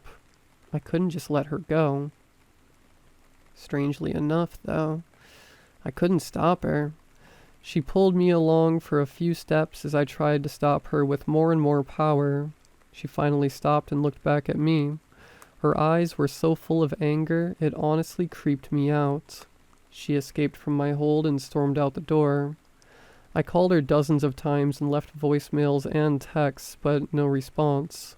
I was hoping she was at a friend's, trying to calm down. Something was bothering me, though. Well, as she pulled away from my hold, her skin was loose. I didn't know how else to describe it. When she pulled away, it was like her arm was moving, but her skin remained in my hand, like it was not attached to her or something. I told myself I was just imagining it. It was already a weird situation, and my mind just made it up. I went to sleep assuming she would be home by morning. I woke up in the middle of the night. I had this terrible feeling that I wasn't alone. As I picked up my phone, I saw that it was almost 1 a.m. I turned on the flash to look around the room. As the light shone on the open door, I panicked. I always close the bedroom door before sleep. "Mom?" I stuttered. I wished she would answer me, confirming it was her, but the silence remained. I didn't move. Even if I wanted to, I couldn't. After a few silent seconds, something moved. A hand appeared on the wall. It was followed by a face. It was my mother's. She peeked into the room looking at me. I wanted to say something, but nothing came. I was petrified. Her mouth slowly stretched into a grin. At that moment I was sure. Whoever or whatever was standing at the door was not my mother. I hadn't seen my mother since I came home. "Don't worry, son." Her words pulled me back to the moment. "Just go back to sleep. Mom's here." I was so scared I felt like I could die. She probably saw it on my face as she started giggling. As slowly as she appeared, she disappeared behind the wall, but I didn't hear any footsteps. I was too scared to move, but I had to. I had to at least close the door before she came back. I wasn't sure if she would only talk the second time around. It took some time, but I convinced myself to go. I ran to the door, slamming it shut. I pushed the dresser in front of it and sat down against it. I sat there the whole night without sleeping. The next day I went to the police and reported my mother missing. I only told them that we had an argument which ended in her leaving, and I haven't seen her since. I couldn't tell them about the thing that looked like her. I didn't want to be seen as crazy. I didn't want to go back to the house. But where could I have gone? I started applying to every job listing I found, determined to get out as soon as possible. I prayed for the time I had to spend in that house she, or rather it, wouldn't come back. My prayers fell on deaf ears, though. The thing visited me every day and always made sure I would know. Items were misplaced, and sometimes I would find the back door open, or there would be dirty footprints on the floor. But the scariest ones were the messages. I found them scratched into the wallpaper from time to time. They were all along the lines of how it misses me, and that it would come back to me soon. Sadly, as time passed, she became bolder. She came when I was awake. I heard footsteps behind me and found new messages while I was home. She would often knock on the doors and windows. I felt like it was constantly watching me. I couldn't sleep at all. I was too terrified. I was slowly going insane. The last incident happened a week before I moved out. I came home from work. I was beyond exhausted. Work was hard and I didn't sleep for the past 2 days. I sat down on the couch and promptly fell asleep. When I woke up, the sun was already setting. I just sat there trying to cheer myself up, telling myself I could rent a place soon. That's when I felt it. A strange warm feeling on the top of my head, like someone was breathing down on me. I looked up. There I could see something looking down at me with joy in its eyes. Its eyes were terrifying, like a wild animal's. Its skin was like a whole body was badly burned a while ago, and now scar tissues covered it. I could only see the face through something that hung from its head. It was like a rubber mask that melted and stretched out. When I tried to focus on it, I recognized my mother's face. Tears welled up in my eyes as I jumped up and faced the thing. I saw a smile behind the skin it wore as a mask. It spread out its arms. "Give your mother a hug," it said. I started backing up towards the kitchen. "What's wrong, son? Can't you recognize your mother?" At this point, I was crying, not only from fear, but also cried for my mom. I already knew she was dead, but it was like a dream up until now. A long, terrible nightmare. The smile disappeared from its face suddenly. It leaped at me. I ran into the kitchen, ripped open a drawer, and picked up a knife. I only had time to turn around as the thing crashed into me, and right into the knife as well. With a puzzled look on its face, it moved back a few steps. It let out a horrifying shriek as I grabbed the knife. I didn't wait any longer. I ran out the back door and went for the car. Luckily, I still had my keys in my pocket. I didn't stop until I was out of town. Pulling over, I just cried until I fell asleep behind the wheel. I crashed at Dan's until I found a place to stay. When I found one cheap enough to afford, I went back to that house once more. I collected my stuff, often looking behind me, scared that I would see the thing running at me. When I finished, I went to the kitchen. I saw a trail of dried blood leading to the open back door, and there was something else in the kitchen. In a heap on the kitchen floor, there were big chunks of something rotting away. It was human skin.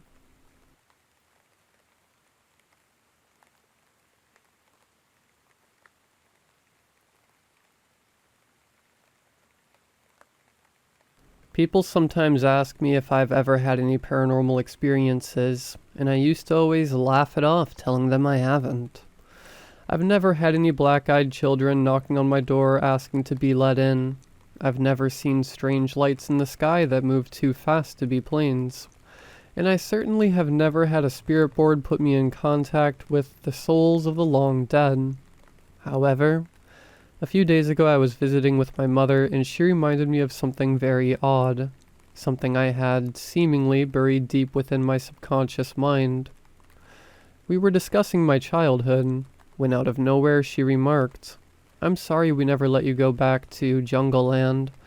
I remember you used to have so much fun there, but, well, I just got so scared after that time you fell asleep in the tube maze, that I could never bear to bring you back there again."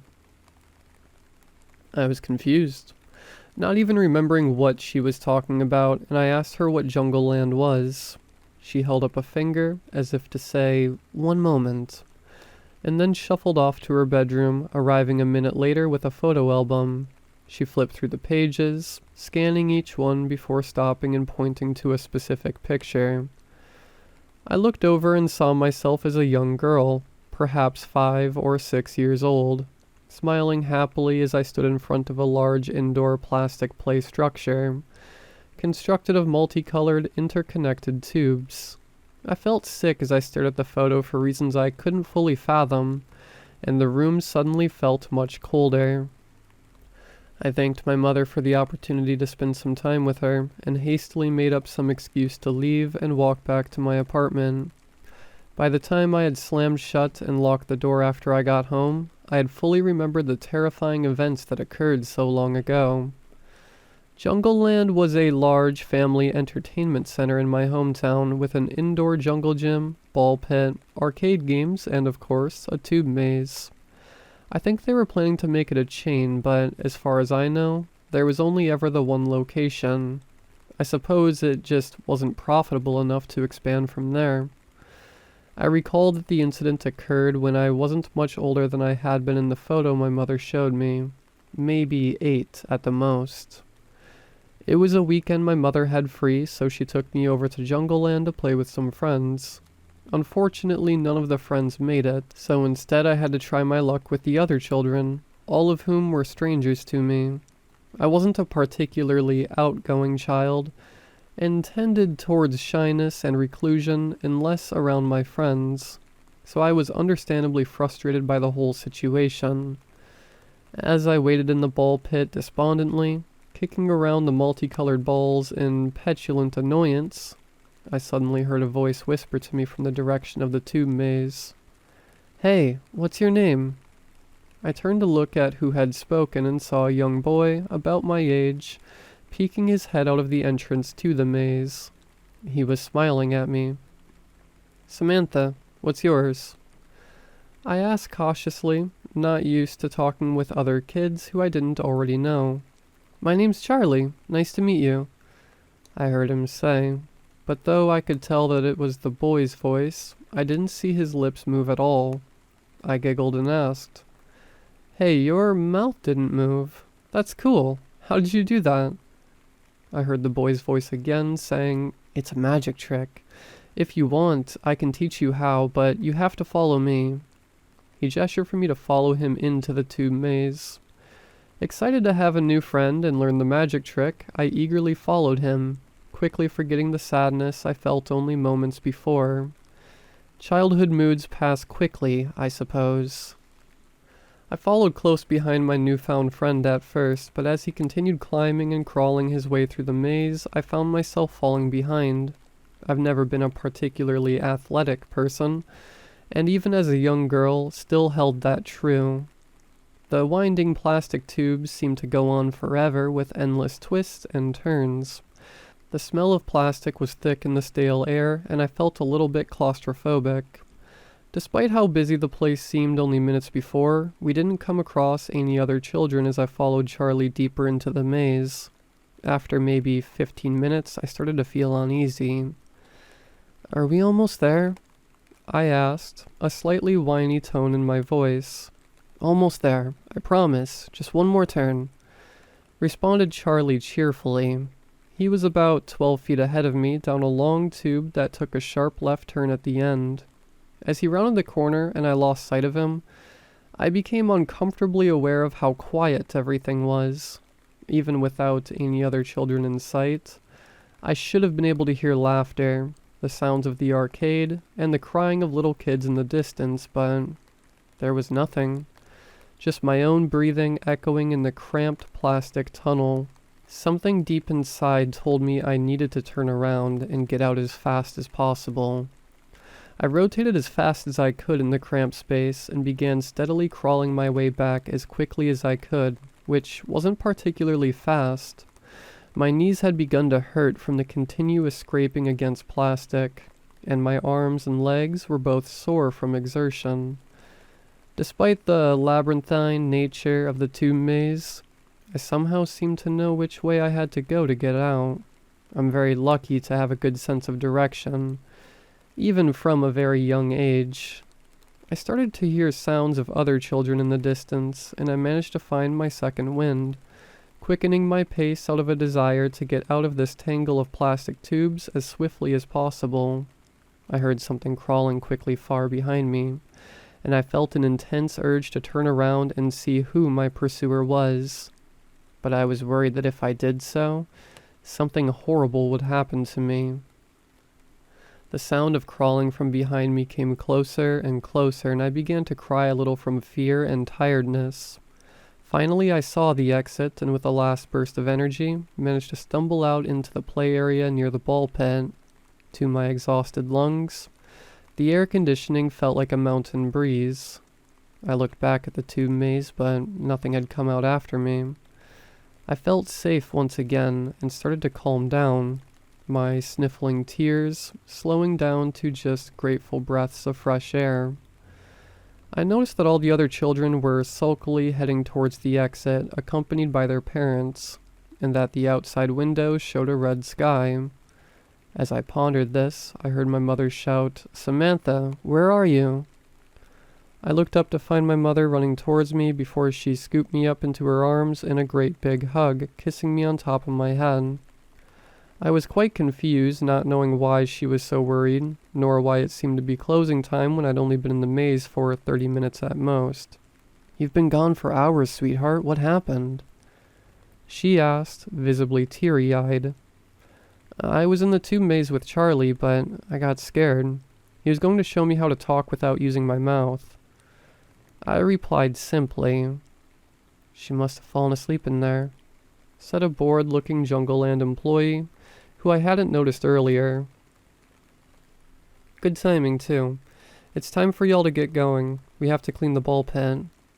With that, my mother grabbed my shoes from the cubby and carried me out to the car, continuing to ask me questions about if I was all right, seemingly more of her own comfort than mine. I wasn't paying attention, though. I was just focusing on the tube maze. Out one of the rounded, convex plastic windows, I could see the angry, frowning face of Charlie.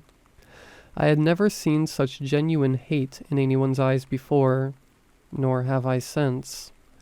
I felt myself start to cry again as my mother patted me gently, reassuring me that everything was all right. After vividly remembering all that occurred, I suddenly snapped back to reality, realizing I was breathing heavy from stress. I started to calm down a little bit, telling myself that it all must have been some nightmare I experienced as a young child. I must have just fallen asleep in the tube maze, and made up the whole thing in my mind. Out of curiosity, I looked up Jungle Land on the internet, expecting to learn it had gone out of business during the pandemic, or had been demolished to make way for an apartment building. Instead, I found something very disturbing. The first search result I found was a news article about Jungle Land shutting down, dated about 15 years ago, shortly after my incident with Charlie. The whole center went out of business following a huge scandal. Parents just didn't feel comfortable bringing their kids there anymore after the news broke out. Apparently 3 children went missing after visiting the establishment, with no trace of where they could have gone. Their parents insist they last saw them entering the tube maze.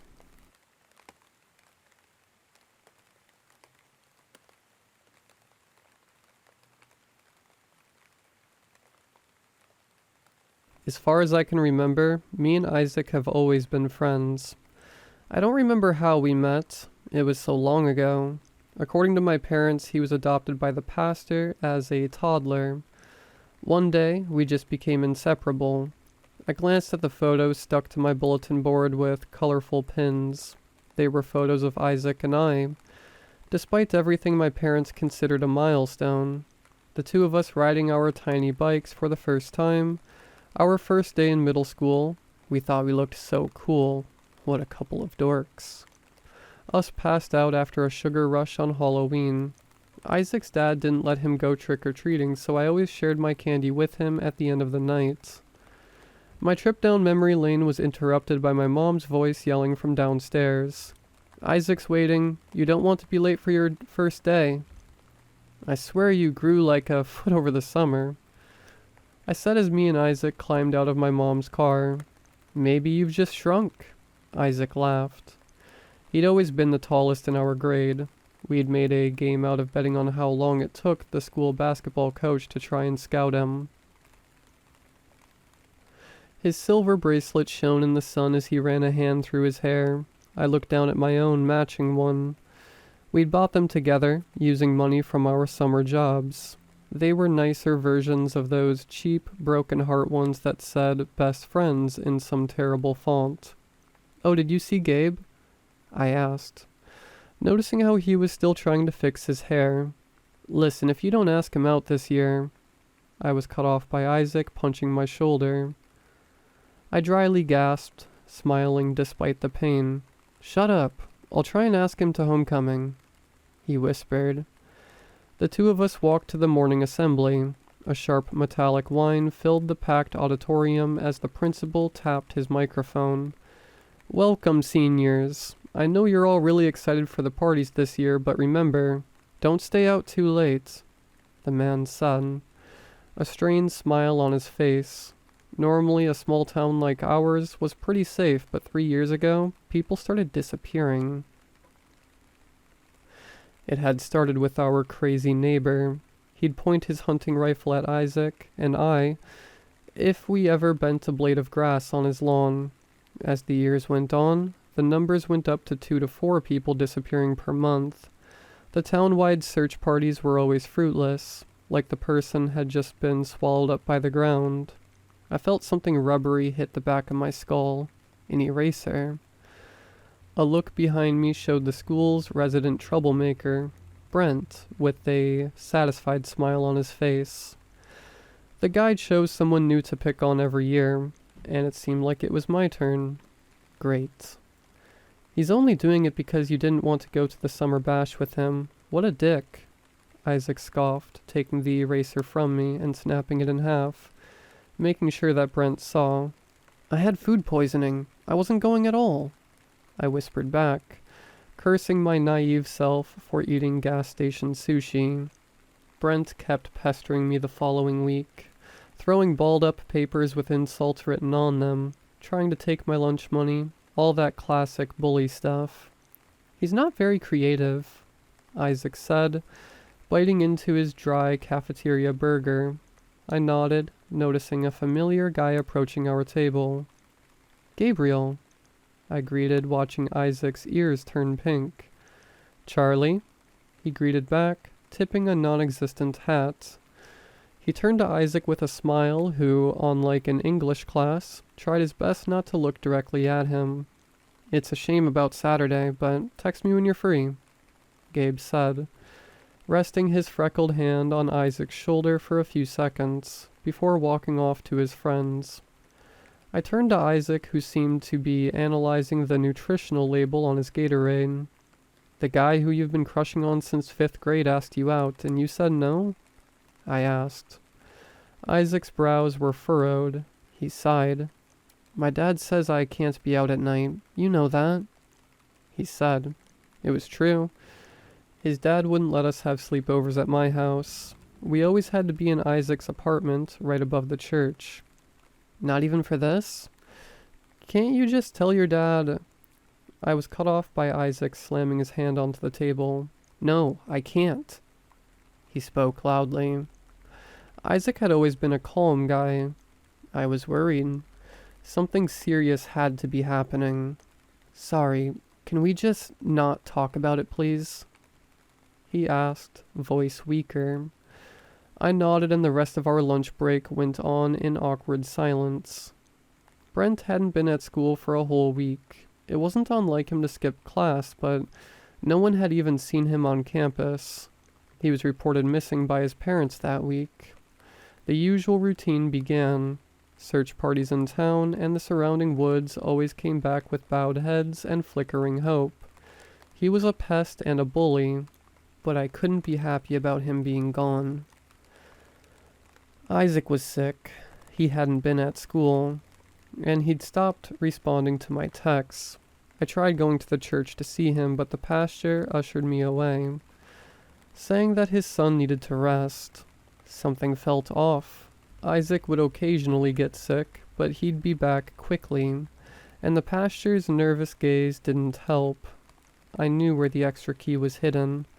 Behind a wooden crucifix on the wall. The pastor was gone, and I let myself in. There were dishes in the sink, 1 plate, and 1 set of cutlery.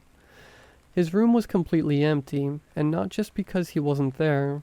All of Isaac's posters were taken down. His dresser was barren, and his bed had no sheets on it. I tried to calm myself, tried to rationalize everything. Maybe he was on his way to my house because he was feeling better. Maybe all of this was just because his room needed new paint. As I exited the apartment, the old key to the church basement caught my eye. I didn't know why at the time, but I instinctively grabbed it.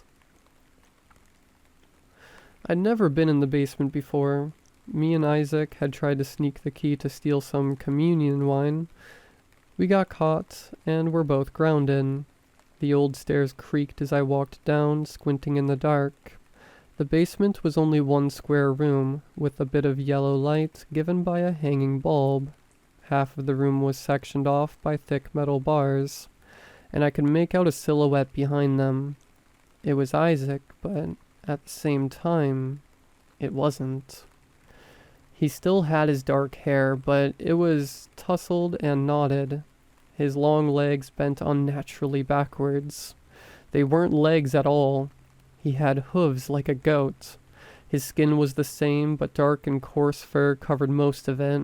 Long, swirling horns protruded from his head, blood at their base like they'd been torn through his skull.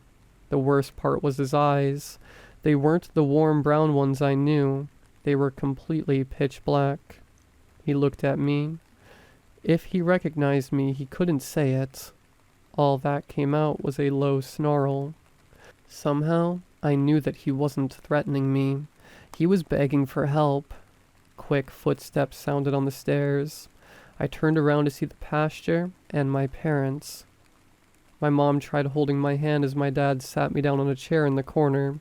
I twisted my hand out of hers. This is going to sound crazy, but Isaac is a demon, my dad explained, though it raised a million more questions.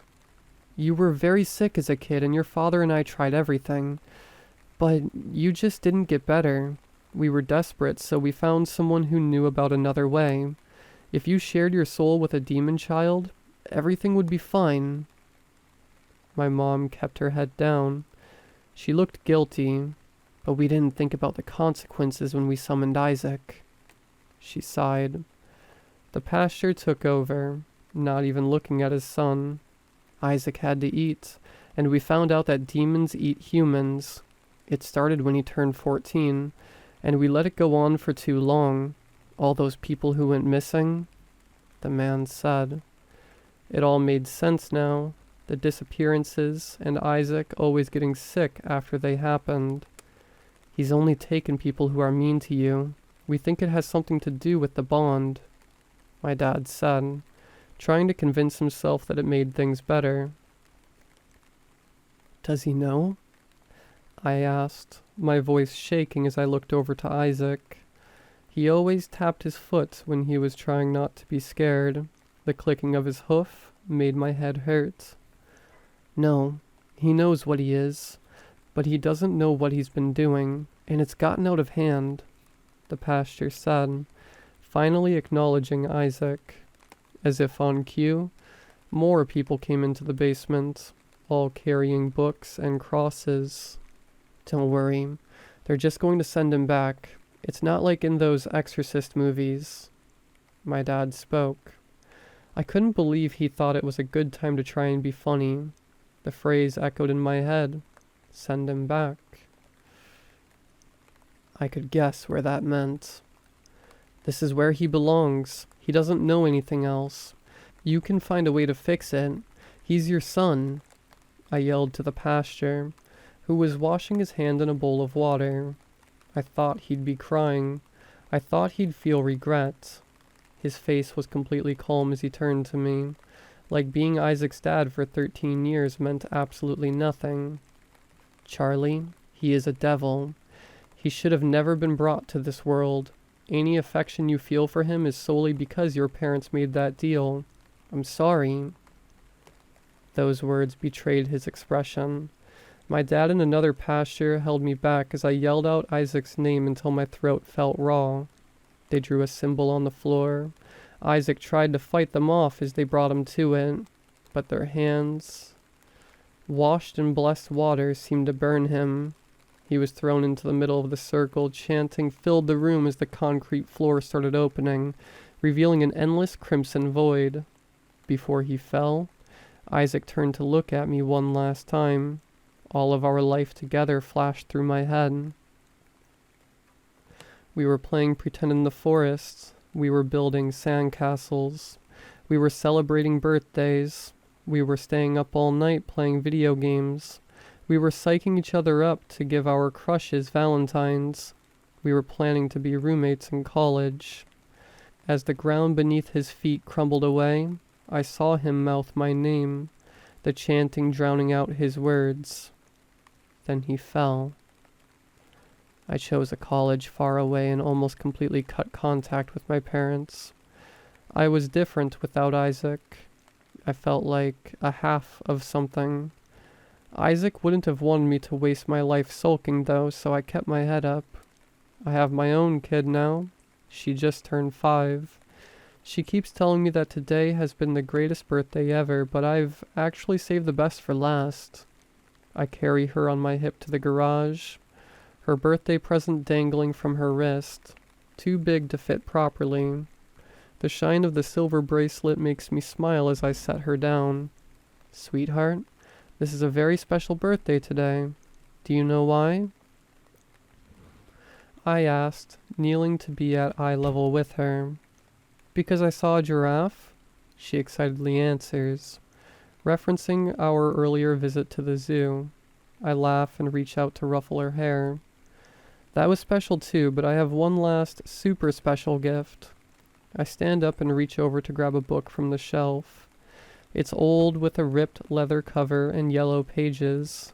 I found it at my parents' house on my last rare visit.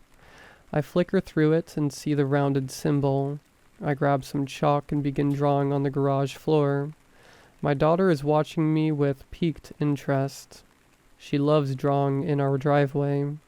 She's my everything and I only want the best for her. And I know what's best.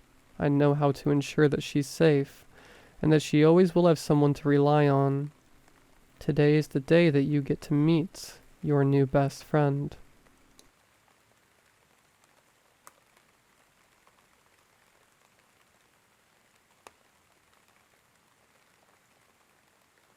I'm gonna cut to the point because I'm really freaking out here. My older brother went missing the other week. He's always had a few issues, but nothing this drastic. At first we thought he had been kidnapped, or worse, but last night I managed to get into his old computer and found something that might help find him. I went to the cops, but they weren't much help. Can't say I blame them, but I'm choosing to stay blindly optimistic he's still out there. So maybe some of you more superstitious will have better luck making sense of any of this. Entry 1. Ever since being a kid, I've always had trouble sleeping. Sleepwalking, to be more specific. I was one of those cases where the parents had to safety-proof the house in order to stop me from wandering into traffic in the middle of the night, which even still, wasn't always enough to keep me at bay. It was more akin to sleep paralysis than sleepwalking, to be completely honest. It's the strangest mix of consciousness and lucid dreaming. The best way I could describe it is that hazy fog that clouds your mind the first moment you wake up, and everything feels kind of spacey. As I'm sure you could guess, these periods of time where I'm comparable to a breathing zombie are not enjoyable, and soon led to me picking up yet another unhealthy habit: insomnia. It started pretty minor, with me simply forcing myself to stay awake via TV and video games, but as I grew older, caffeine became a quick addiction of mine, mixed with the occasional Adderall for those late night shifts. This drove me to where I couldn't sleep even if attempting to, only being able to pass out for short periods of time once my body has lost all energy. I've had many people tell me this issue will eventually cause me to lose my mind, and well, I think tonight might be that night. That's why I'm writing this journal. I know I'm not asleep right now, but the things happening to me right now are far too weird. I'm currently writing this at my desk, and it seems like I will be remaining here for however long, as I am quite literally trapped in my room. The doorknob to my room door has somehow vanished, and the one window above my bed has gone with it. My phone has gone completely dead with no chance of charging, so my only chance of getting into contact with anyone is my computer. The small problem with that is my computer is completely whacked out.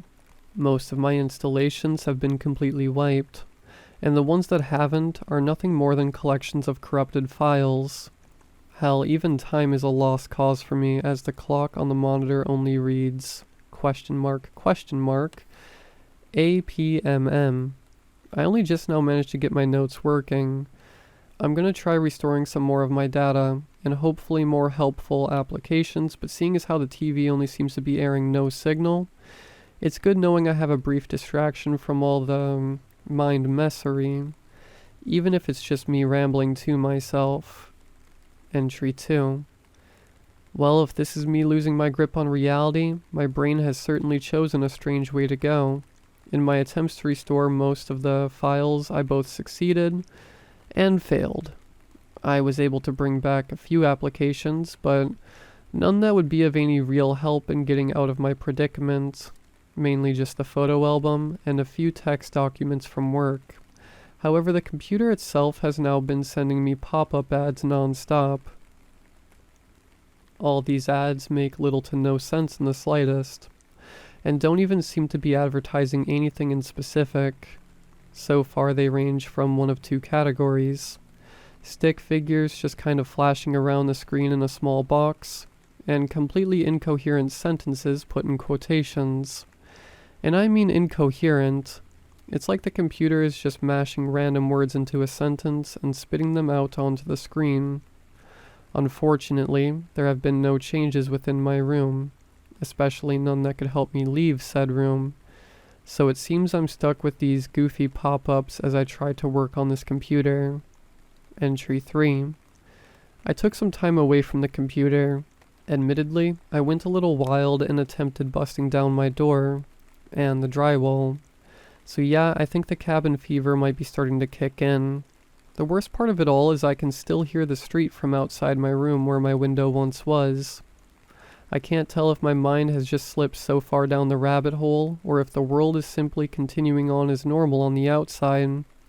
And honestly, I'm having trouble deciding what the worst answer would be. All I know for sure is I need to get out of this room before my sanity completely snaps.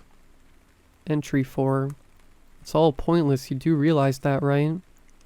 You know it would come to this. You always have. Scurrying around like a trapped maze rat, frantically typing away in attempts to reach out to the real world. All pathetic attempts escape the inevitable reality. You are not free. Not anymore. You have finally lost control here. And now, you are the fly in the web that continues to kick and squirm in a hopeless attempt to fight back. But you know all too well that fighting is in vain, don't you? Entry 5. What the hell? I didn't write that last entry. I can't even remember. Everything has gotten so hazy, but I know damn well I didn't write whatever that was. I'm losing it.